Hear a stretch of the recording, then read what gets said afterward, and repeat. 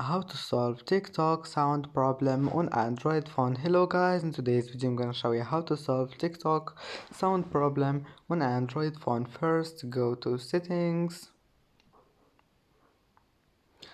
and then go to this one here, apps, and then apps again,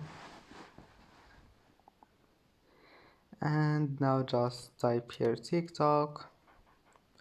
Now click force stop here and go to storage, clear cache, and now just go back, restart your phone and try again, and if that doesn't fix your problem, go back to here and then click clear data and click OK, and your problem will be fixed. And that's it for today's video.